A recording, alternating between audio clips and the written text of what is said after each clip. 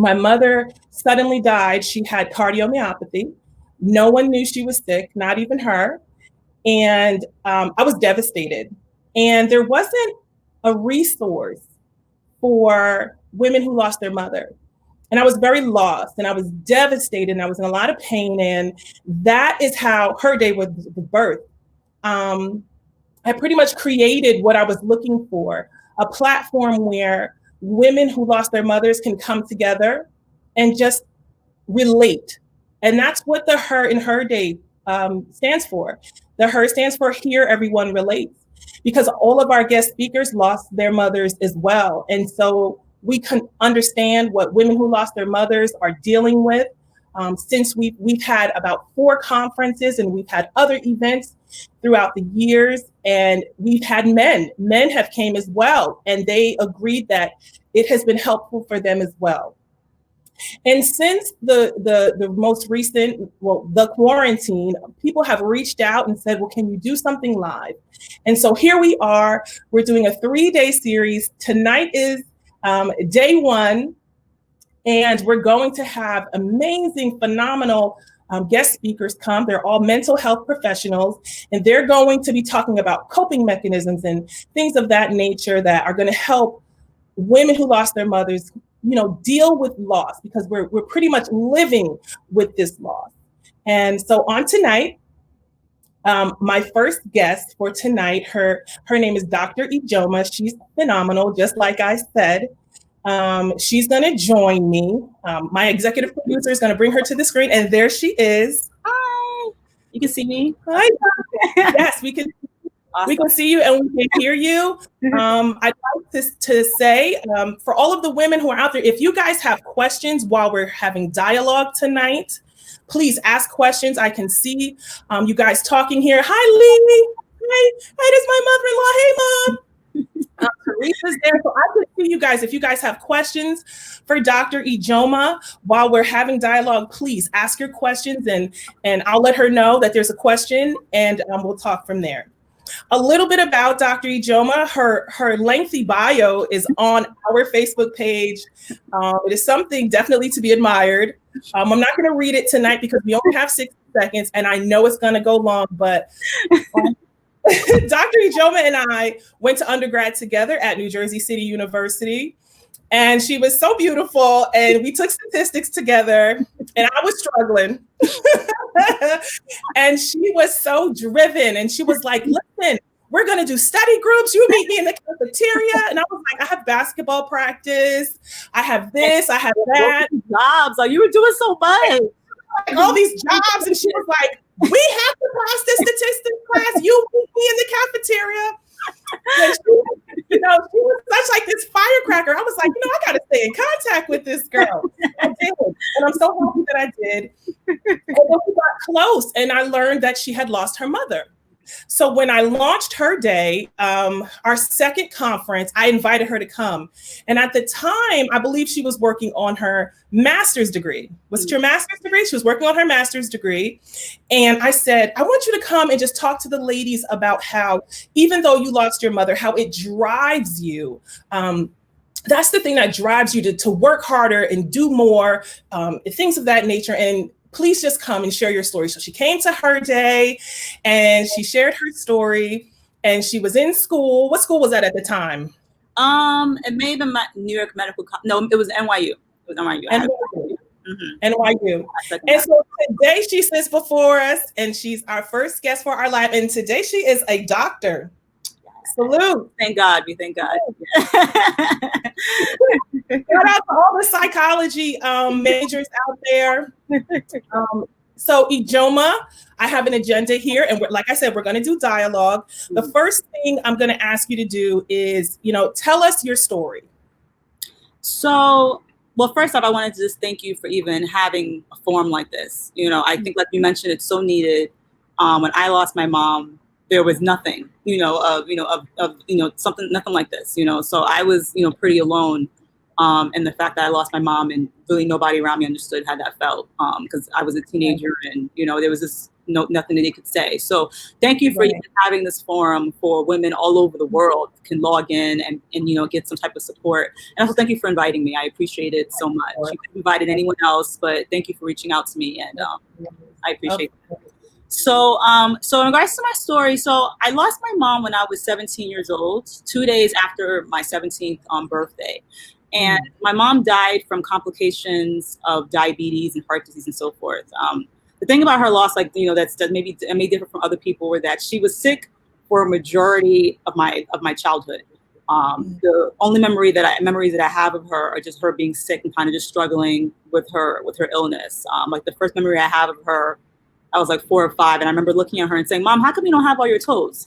Because some people that don't know, with diabetes, a lot of times your limbs, you have to cut off your toes or your legs or something, because people living with diabetes don't heal from cuts and bruises and so forth, like other people that don't have it.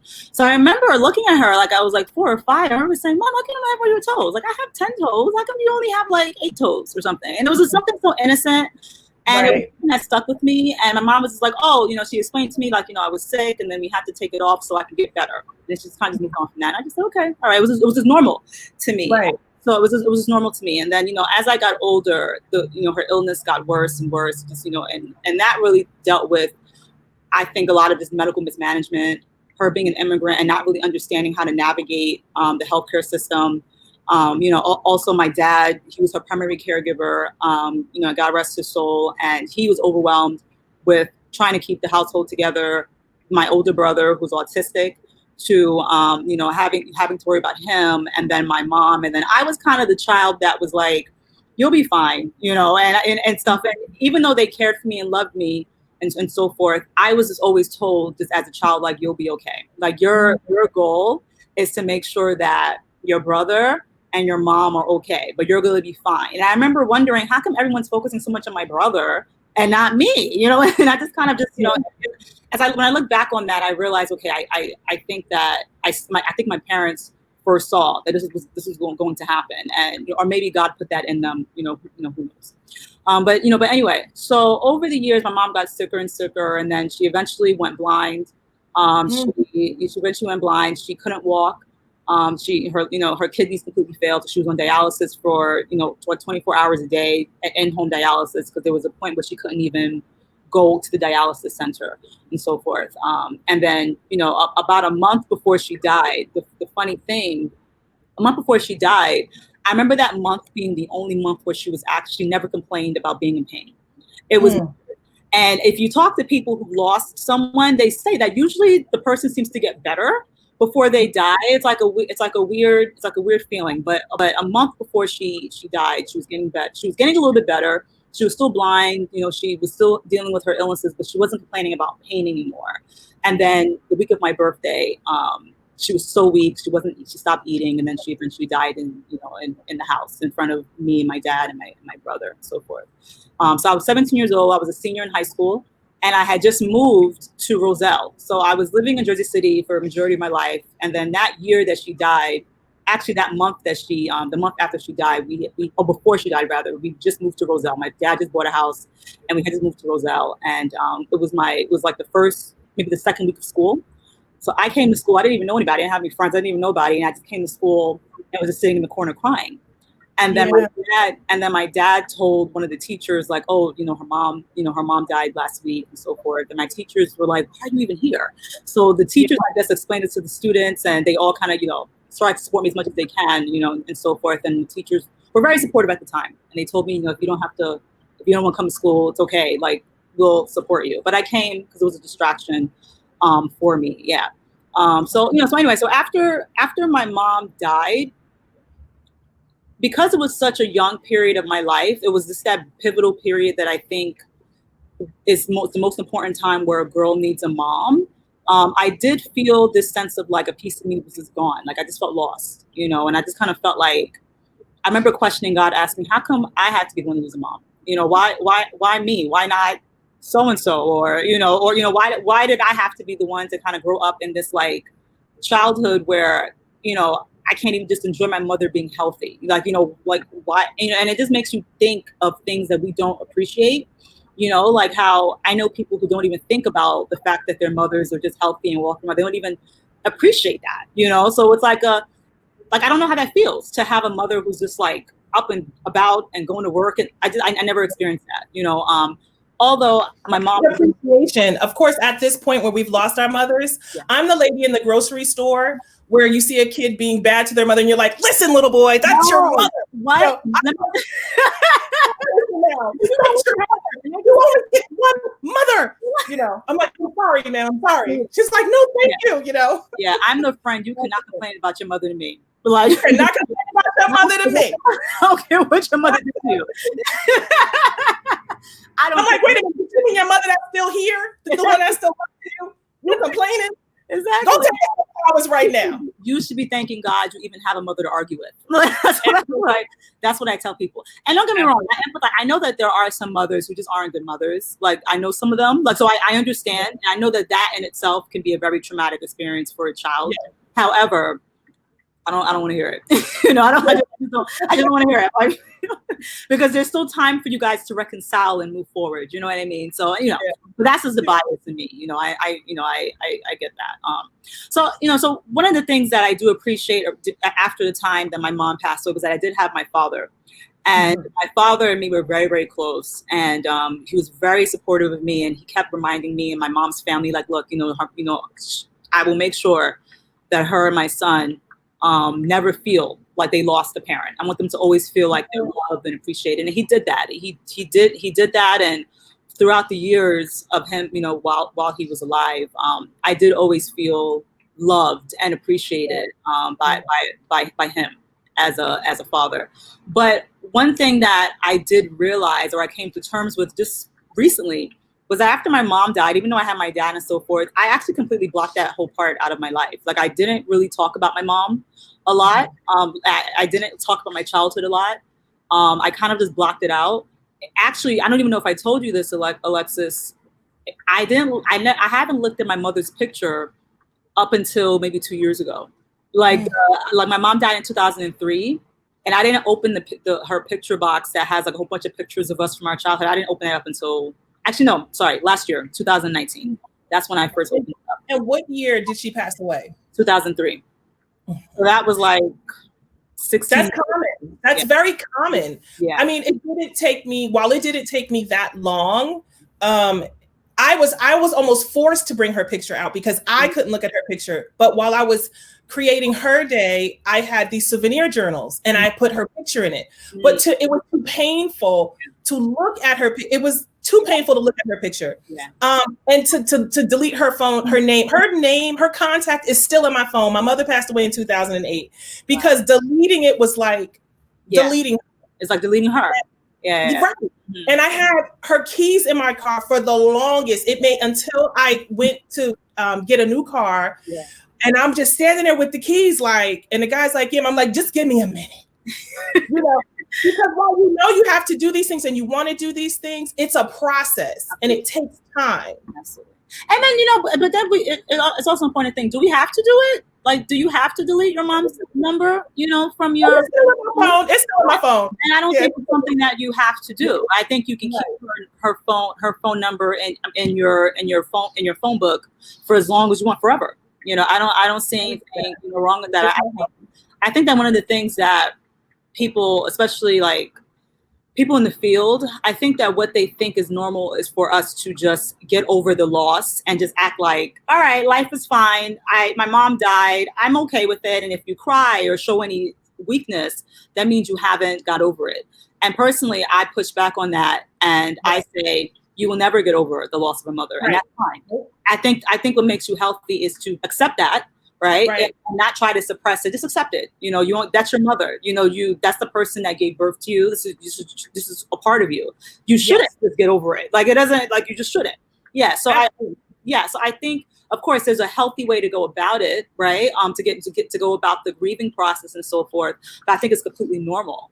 And I think we need to normalize loss and talking about loss and showing emotion and showing genuine vulnerability with people. So, and not being scared of being judged by people who are thinking, oh my gosh, she'll never get over her mother. She's obsessed, or she's crazy, or she's, this and that and so forth. So I think that, so anyway, so I push back on things like that when they say you have to give up certain things. You don't have to give up anything.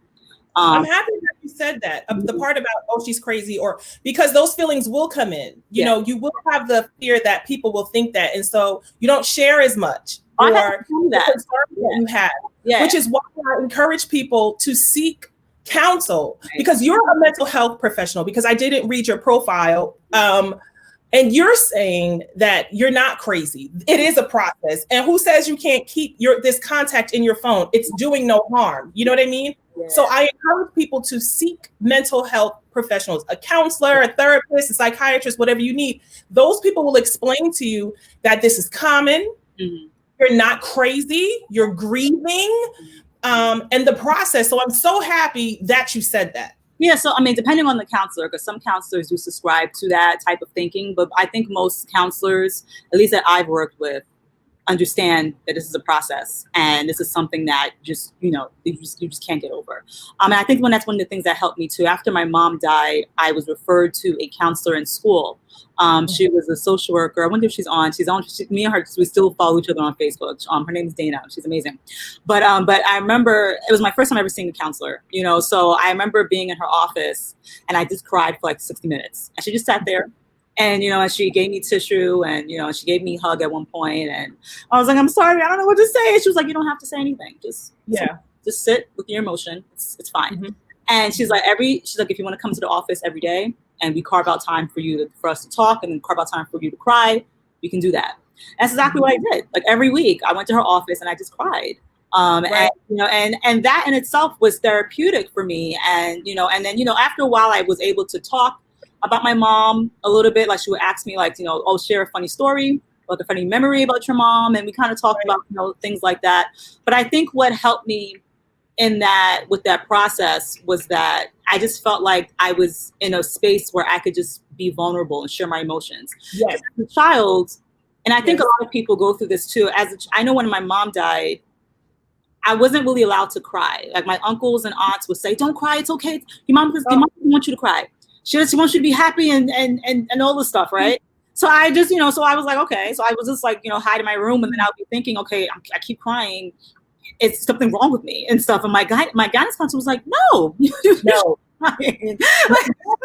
I've said that, I think at the first Her Day, that people say, don't cry for them, because it makes them uncomfortable, because they don't have the control to fix why you're crying.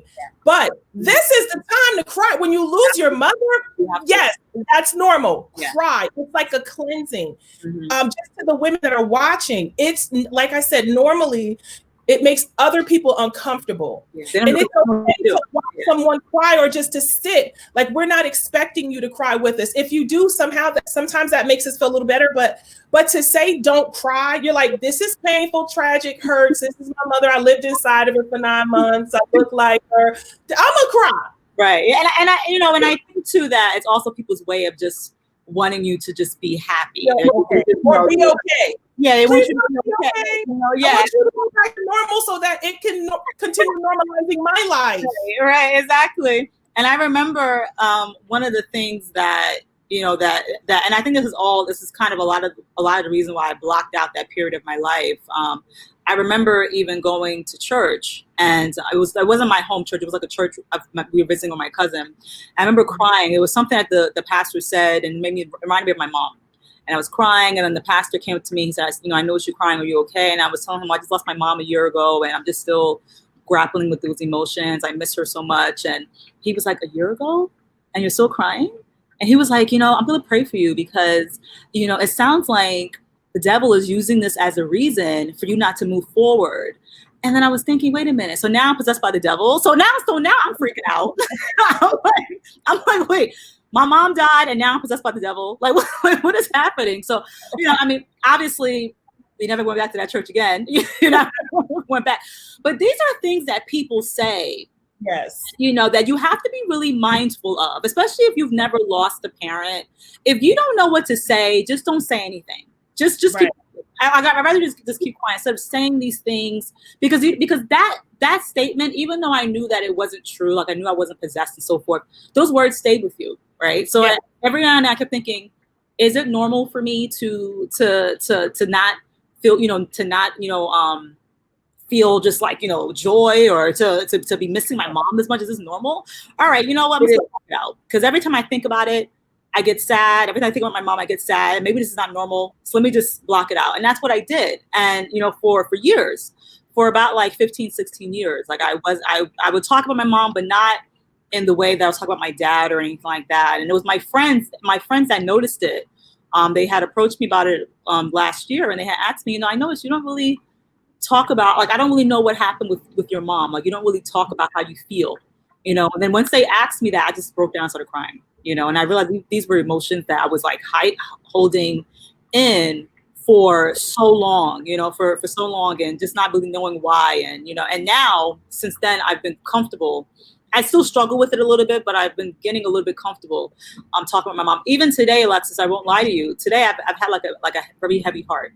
Even just thinking about, okay, I have to share my story about my mom. And although I enjoy sharing my story, to people, because I want to help other people, it's still something that, like, it's such, and I don't know if you feel like this too, when you talk about your mom, and I don't know if you feel this heavy feeling, but I feel like a heavy feeling, like a sadness, coming over me. But now that I'm talking about it, I feel fine. Like I have peace, and I feel, right. okay, to talk. Yes.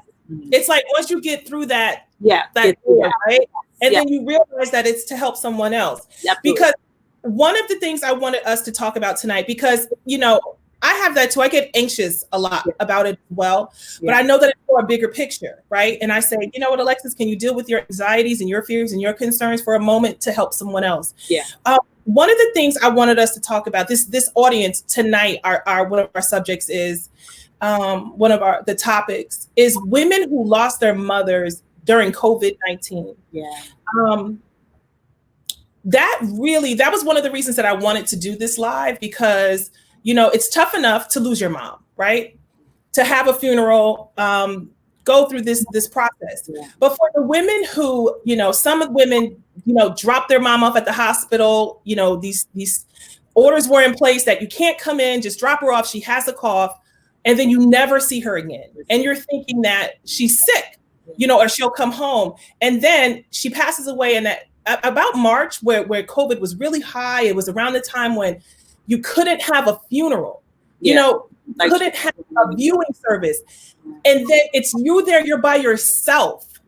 And then there's no repast, and people are not coming to your home and bringing you food. People are not coming to your home some people still have not had a hug, just a hug. You know what I mean? A hug, because we couldn't touch each other, because every funeral parlors had different rules and regulations. 1 person, 2 person, 10, things of that nature. So just even the support that you normally get when you lose someone from family and friends, there's women out here that did not get that. It's just traumatic. Or maybe their mother didn't die from COVID, but during COVID, and they still had to go through that process where they didn't get the touch of loved ones. They didn't get the repast and the memories and the pastor that stands up and says all of those encouraging things. Those people that read the poems that kind of get you through that day, they didn't get that. And so to me was like, that's traumatic. Yeah. And so I just wanted you, Dr. Ijeoma, can you just talk about the trauma about that? Right. What is your definition of trauma? I think that's traumatic. Is that trauma? And just talk about that's, my goodness. Yeah, absolutely. So first off, my heart goes out to not only women that have, to all women that have lost a mother, but especially during the COVID time, because I personally couldn't, thinking about it, because I know a couple of people that have lost a parent during the COVID time, not personally, but just know people through other people. And it made me kind of thankful a little bit. Like, I'm thankful that I even was able to see my mom at the hospital and, watch my mother, as morbid as it sounds, I was there when my mother had her last breath, gave her last breath. I watched her as she, you know, died and went to the hospital and so forth. So even though those were memories that you don't want to think about, I'm almost a little grateful that I even have that memory, because a lot of women don't, you know. So my heart goes out to them. So first, so the answer to the question, yes, that's a very traumatic experience. So the definition of trauma is just any type of distressful situation or experience or disturbing experience. Trauma can be anything. And I think that when people hear the word trauma, they think about, okay, murder or like, you know, or violence or something really like, you know, out there. But trauma can be even just, you know, just watching someone get sick, right, and lose their independence, you know, or just or even a sudden change, right? I think all of us in the world are experiencing this trauma of COVID, and how COVID has changed the way we even interact with people. People have lost their jobs, lost their livelihood, getting sick, you know, that constant worry and just all the different changes. That in itself is a traumatic experience that collectively as a world we have to get through, and it's going to be long-lasting consequences for that, you know, that are going to impact our mental and physical health and so forth. So losing a parent in itself is traumatic, right?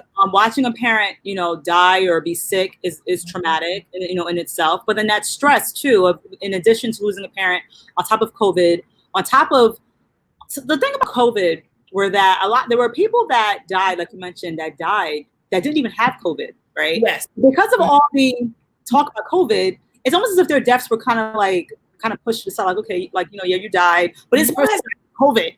like one person died from COVID.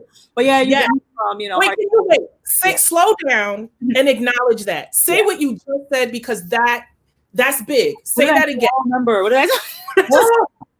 I'm so mad. We only got 29 minutes left. This should have been 2 hours. Wait, I need you to slow down and say that what you just said. Okay. So I think what I just said was good. Was how COVID kind of like overshadowed everything. So you know, your mom may have died from like heart disease or cancer and so forth, but this person died from COVID.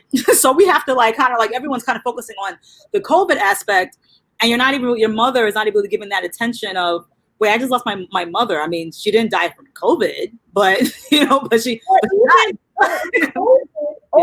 You know, people are like, oh, RIP, rest in peace. And then they went right back to worrying about COVID. Oh, these masks, oh, this. And not even knowledge. Yes. Like COVID is overshadowing so much. Mm-hmm. An entire life. Entire life. Exactly. So you can't, you know, think about anything else. And on top of that, so, you know, and then also on top of that social isolation, right? So now we're already all socially isolated. I think a majority of us, people are getting back to the, you know, normal a little bit, but we were that March, April, May period, you know, people were socially isolated, you know, so on top of losing someone, you know, that in itself was also another traumatic experience. So it was just a compounded different types of traumas and, you know, different types of, you know, of experiences that are going to stay with this person, you know, for the rest of their lives and so forth, you know. So I think, because like you mentioned, funerals can be comforting, right? Because then you have people telling you all these wonderful things about your mother, you know, telling you she's an angel, she's this, she's that. People are like, I'll give you whatever you need, call me. If you need anything, call me. You're not, you know, you make food, sending you food. Hanging out with you, spending the night with you, all that stuff, you know. But now you can't even do that, because you're like, wait, I don't even know if you have COVID.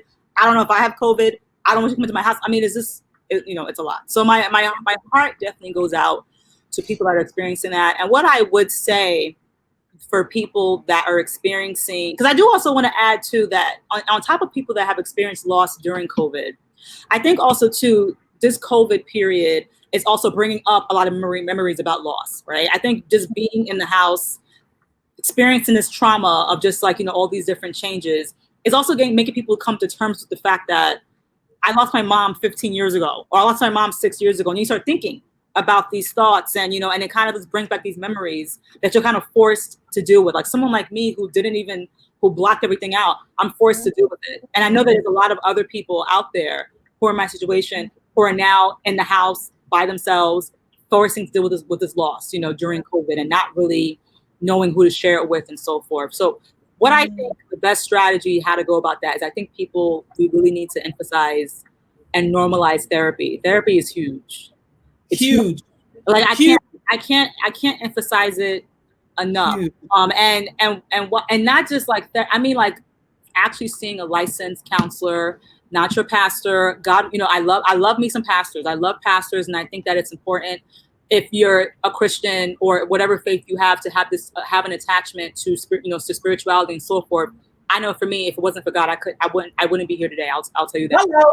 Hello. If it wasn't for God, I probably we wouldn't be here. We wouldn't be here. Like I just knew I was gonna die. I just knew the loss of my mother was going to die. It was going to kill me. I was like, this is it. I'm done. My heart is broken. I can't breathe. My body, at my hair, I feel like my skin was ripped off and I was just jerked somewhere. And it was like, now live. And I was like, oh, I can't live like this. I can't breathe. I'm gonna die. Yeah. No, absolutely. Those thoughts. And God was like, no, you won't. Yeah. You got a mission and a purpose. Yeah, it was exactly. It was only God, and just reading His Word, and just remembering that God is with, not only am I listening to my mom again, eventually I'll see her again, in heaven and so forth. So that itself is also comforting. But then also knowing that God has not forsaken me. God protects those. He protects orphans. He protects those that have lost a loved one. So just having that encouragement, is what kept me going. Really is what kept me going. But I think that it's important for people, if you can take anything out of this, I think it's important to talk to a therapist. And why I say a therapist is because you need someone who's going to be completely objective, and that you're going to be able to be your full self with.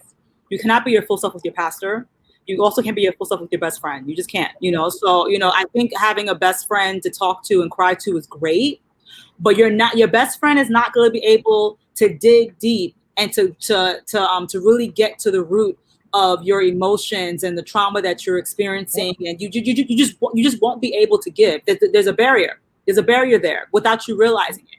But with a therapist who's objective, they're trained to be able to dig deep, right? And they have nothing to lose. They have nothing to lose, nothing to gain. They're there to just support you in any way you can. So you can be your. IJ, I felt, because I've been to therapists, right? Mm-hmm. That there's no judgment. There's no judgment. Whatever you say in there. It's a good therapist. They're going to judge you. Yeah. You don't have a personal relationship with them. Absolutely. You don't have to see them at work tomorrow or in church, and they're looking at you like she said she would say. She's supposed to have faith. She's supposed to have faith in God, her mother, God. There is no, and it's not that best friend like, well, you said. There is no judgment. Yeah. And you would be so surprised that when you get there, you have 60 minutes, right? And you get there and they're like, well, why are you here? And you just pour. It just comes out. It feels so good. Yeah, because you know that they're there to watch you release your emotions. You just know that. There's something triggering just about being in that space. When a good counselor would help you sit with your emotions and help you work through that. And so So yeah, so I heavily emphasize having a therapist, and I think now is the time, because for those that have insurance, most insurance companies have waived copays, and have also expanded their services for mental health, because they're realizing COVID is impacting everybody at different rates, but impacting everybody, and everybody really is facing a traumatic experience right now. So luckily, thankfully. Good. Insurance companies have stepped up. So now I think it's the best time to, while you're in the house, just carve out a couple of minutes, just look for a therapist and have a virtual therapy session, and release that until we're able to be, close, or in person rather. Oh, wait. So Melinda is saying till June 30th. I don't know if that's about when they're going to be doing it until. Maybe. Yeah, that's good. That's really, really good. So get as many appointments as you can get. Normally, they suggest about 3 a week. 3 sessions a week? A week. Mm-hmm. Oh, wow. Well, when I went, maybe I was that bad. I don't know. I was like, come on back tomorrow, Alexis. I was like, okay.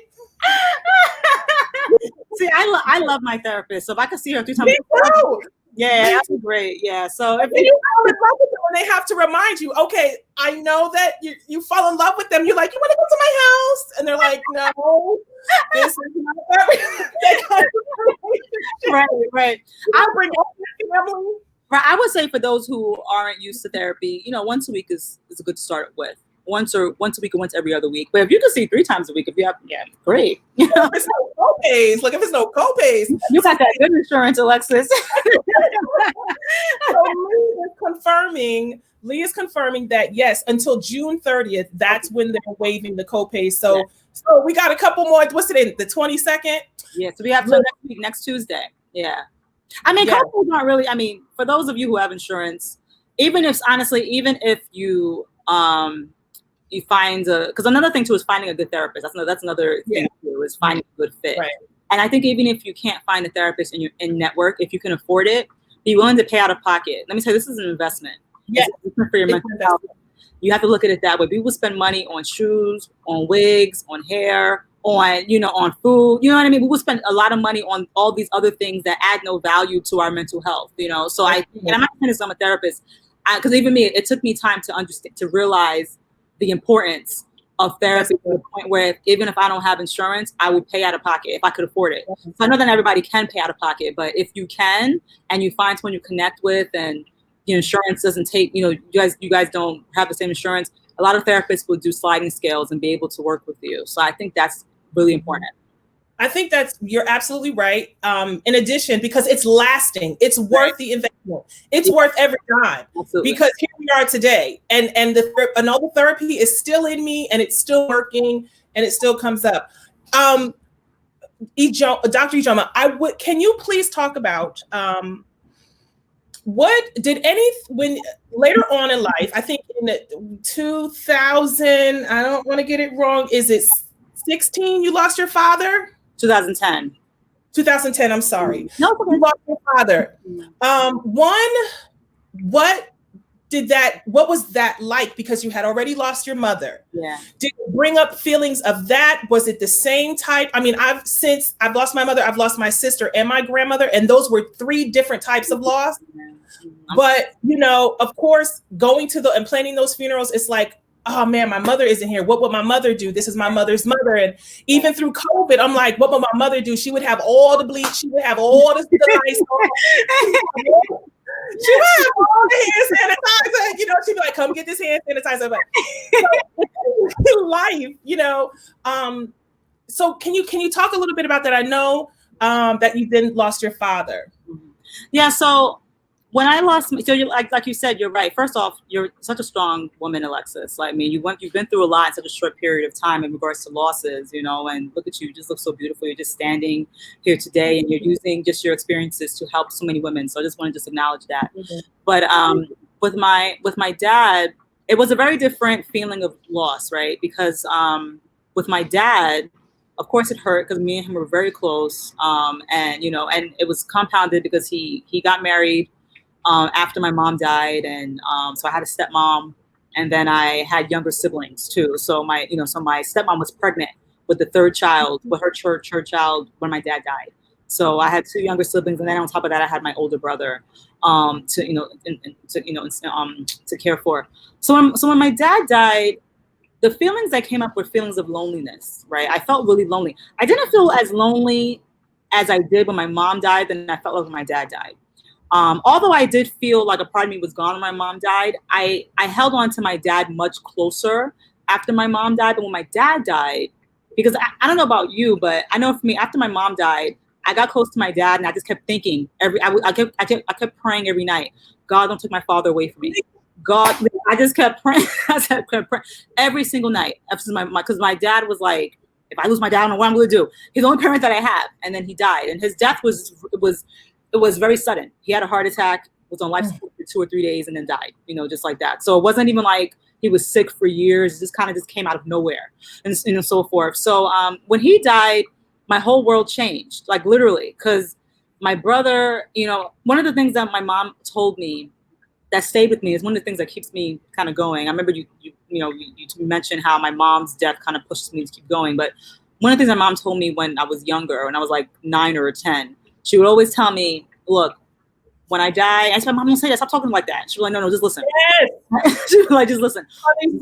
Yeah, she did the same thing. You're not going to die, Mom. You're going to live forever. Stop it. But like, it was weird because she knew that not only was she going to die, she knew that she was going to die before my dad for some reason. She just knew that. And I guess because she was sick or, whatever it is.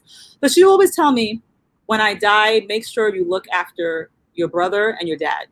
And I'm like, but Mom, what about me? She's like, you'll be fine. She was like, just make sure your brother's taken care of. Make sure you take care of your dad. She was like, your dad, he's a good man, and he can't be by himself. So I know that he's going to get married. Like, she just knew all these things. And I was like 10. So I was like, what are you talking about?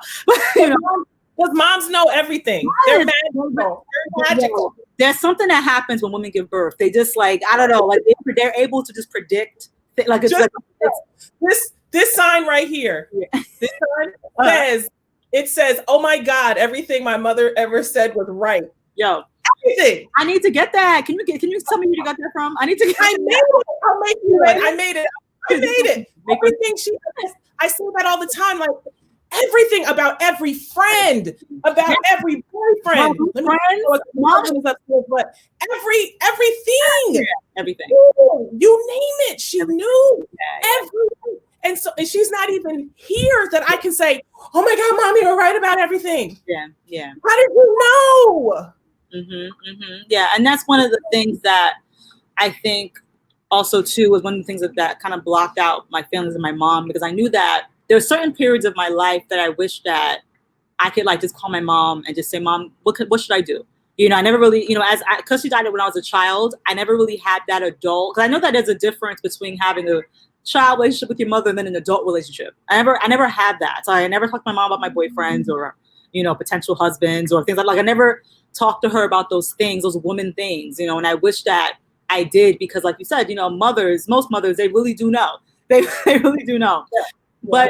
But with my dad, so when he died, everything kind of changed for me. I now just kept hearing my mom's voice in my head saying, "You have to be there for your brother now. You just have to. You have no choice." So I became my brother's legal guardian, and till this day I'm still very responsible for my brother. And we're very close and so forth.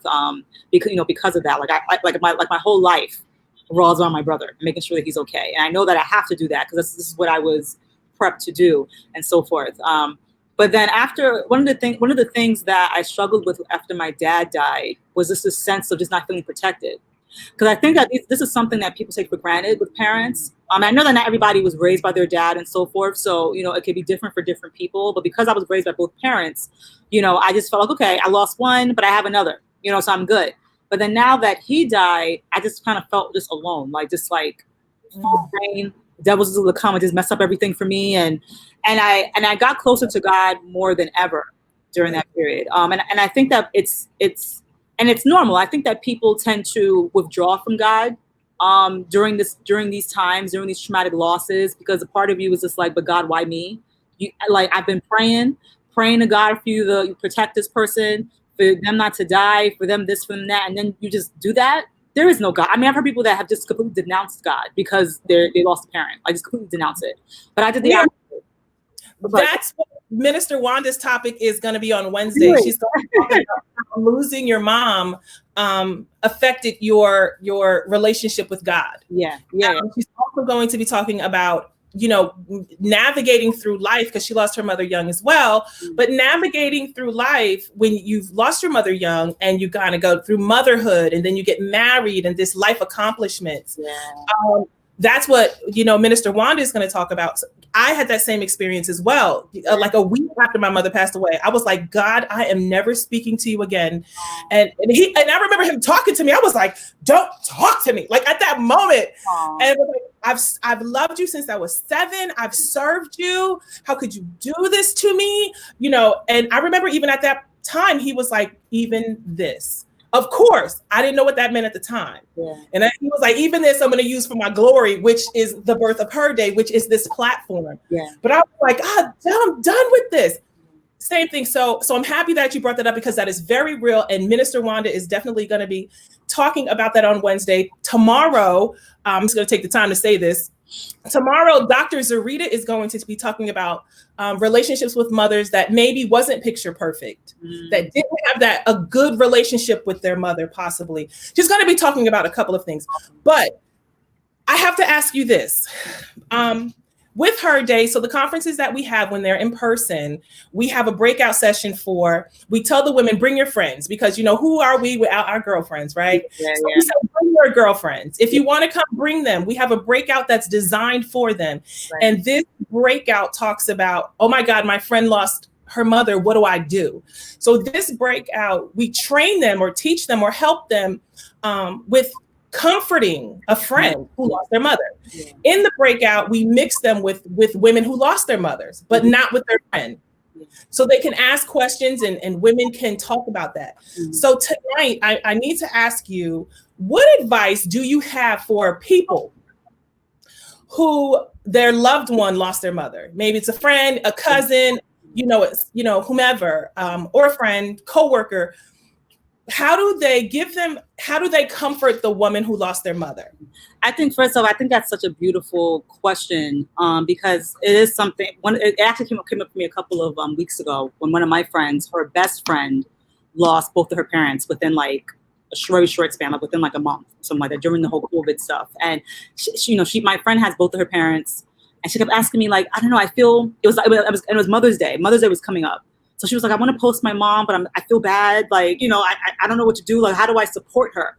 So, and I told her that's so empathetic and so selfless of you to even think like that. I think most people don't really think about how their relationship with their parents may be impacting, a friend that, that lost someone. But I would say a couple of things. So for me, I think one thing a friend can do to comfort their friend that lost a parent, a mom or a dad or whoever, right? But we can stick with mom, is to be inclusive with their friends. So I think for me, one of the things that has helped me to this day is that I have friends who turned into family, who've like literally taken me in as like their daughter, as their sister, and like, and that in itself made me feel so welcomed and so loved, because when you lose a parent, you really do feel alone. Like, you feel, no matter how old you are, you just feel alone and just like unwanted. So one of the things that my friends did for me was that they just really just took me in as a sister. Their moms took me in as a daughter. So, I would be calling their moms mommy. I'd be like, hey mommy, and, buying them gifts, buying me gifts. Like, it was great because not only did I feel like I had people that had my back, like my parents would, but I felt like I was able to do things for my friends' mothers that I couldn't do for my mom because my mom wasn't here. So, and that in itself to me was a healing process. So I was really grateful for that. So, so I think for advice for friends is to do stuff like that, like invite your friends to Thanksgiving or Christmas, or remind them that they're not alone and they're part of your family. I think also giving friends a space to just talk to them and just say, how are you dealing with the loss of your mom today? Like, are you ready to, or do you want to talk about it? If you don't want to talk about it, it's okay. Or are you okay to talk about it? Because I think what happens too is that people get scared to ask, like, they do. Yeah. So they just don't bring it up. Right. And they just don't bring it up. They just don't say anything. And how that can come off to someone who lost a parent is that you don't care about, or I don't have anyone to talk to, because you don't, it can come off as, like that. Meanwhile, the other friend is like, no, I want to talk about it, but I just don't want to bring up bad memories. It's a weird balance. So I think a friend could just ask their friend, how are you feeling today? Like, I know your mom passed away a year ago, or I know Mother's Day is coming up. How does that make you feel? Let's talk about that. If you want to, if you don't, it's okay. So I think, those type of strategies would, a friend can easily adopt. Or, another thing too with therapy, like I said, therapy is so important. I think a big thing with therapy is that a friend could actually even encourage the friend who lost a parent to go to grief counseling and say, look, I'll come with you, or I'll make the appointment for you, but I want to support you, if you need this. So I think that's another thing too, to be supportive. I think that's good that you said that. When my sister passed away, I knew I needed therapy, but I could not connect the dots to just go online, find a therapist, call and make the appointment. As easy as that sounds. It's hard. As easy as it sounds. I had done it many times in the past. I did it before. I could not, mentally, there was like a disconnect that would not allow me just to make a therapy appointment. All I needed at that time was somebody to make a therapy appointment for me. I literally kept saying, I'm not okay. I know I'm not okay. Because I feel that I'm very in tune with myself. I am not okay. So I'm not the person that's gonna be like, I don't want to burden you. I am here to burden you. Yeah, you know? I'm here to tell you everything. You ought to just deal with it. My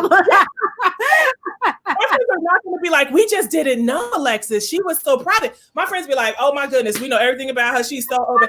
I'm the same way. I'm the same way. I need help.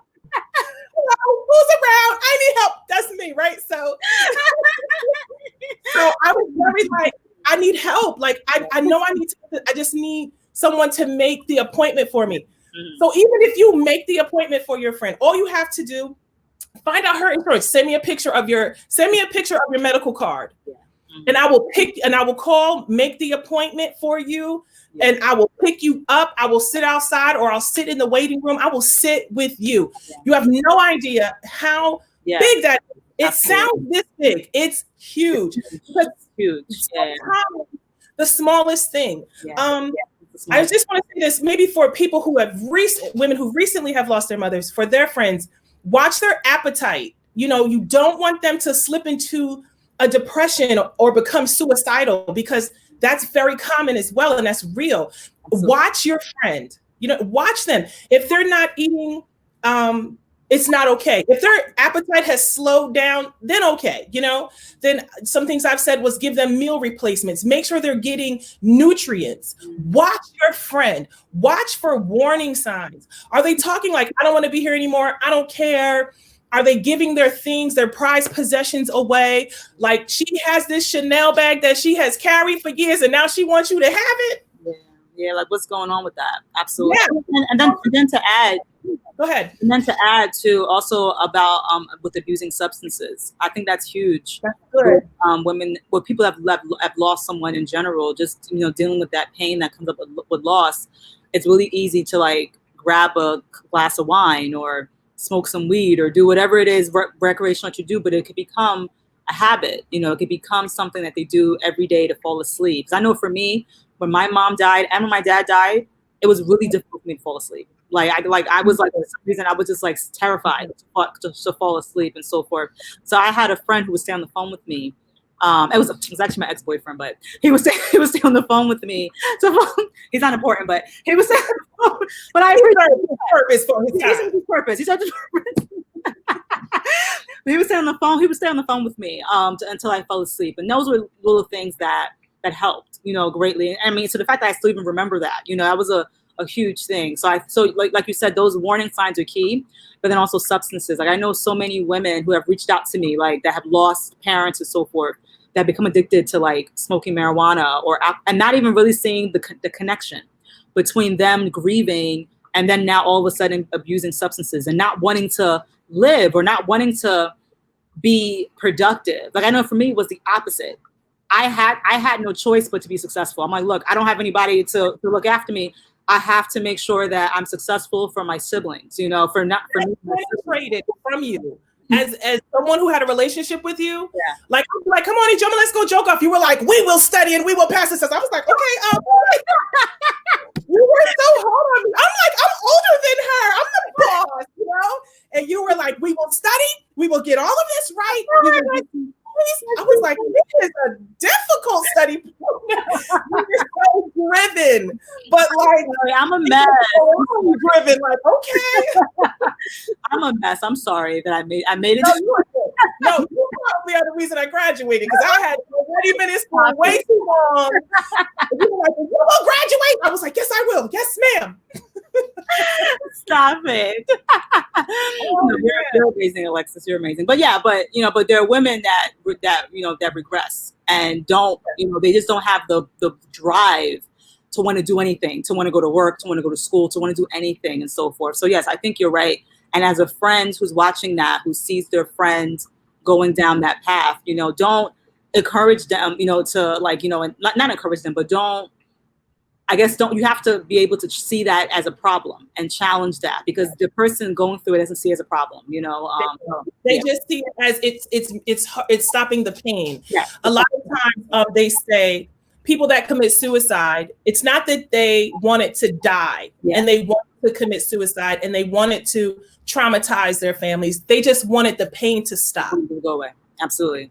Period. Absolutely. And so please watch your friends. Yeah. Be mindful of holidays, their mother's birthday, their birthday, the day their mother died even.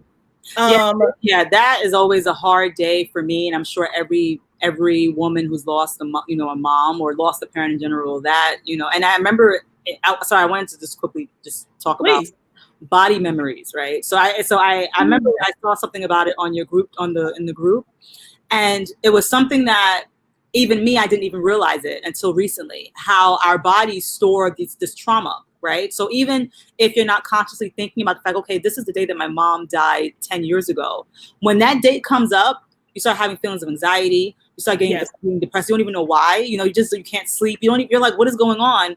And then you realize, oh, next week or 10 years ago, this was the time where my mom was in the hospital, and we're going through that. So I think people need to be mindful of that.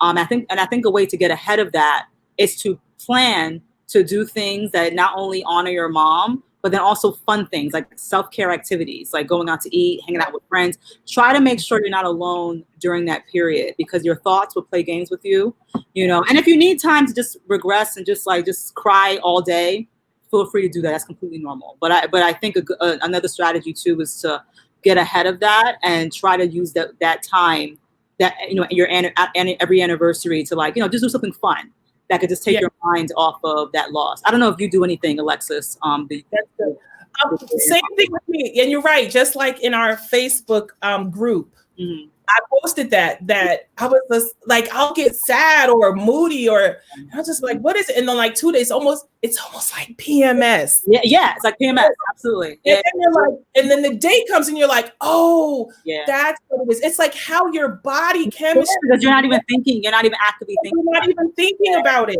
Your body chemistry knows. Yeah. And it's so real. So I'm so happy that you said that, and I'm so happy that you came tonight. I'm so happy that you showed up, and I want to ask you, how do you feel now as opposed to when you were preparing to come on tonight? Do you still feel? No, I feel so much better. But but you also have this infectious joy. Like, whenever people come around you, they're just so happy because you're just a happy, energetic person. Yeah. So but I do feel much better just sharing my story and just being able to talk about these things. And I think it just helps to just talk to someone who's experienced it. Yeah.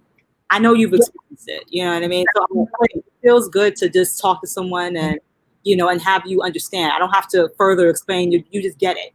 So it's like, girl, you got the keys. Why you got the keys? You're like, you don't understand. Yeah. But that's her day. That's what the years to hear everyone relates, and that's huge. Yeah, it's huge.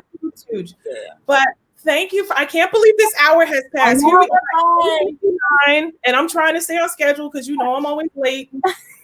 I can't thank you enough for joining me. You are amazing. You always have been. I haven't seen you in a long time, but you have not aged at all. Okay. I know I got a little fluffy. You look beautiful. You haven't aged either. Let's just stop it.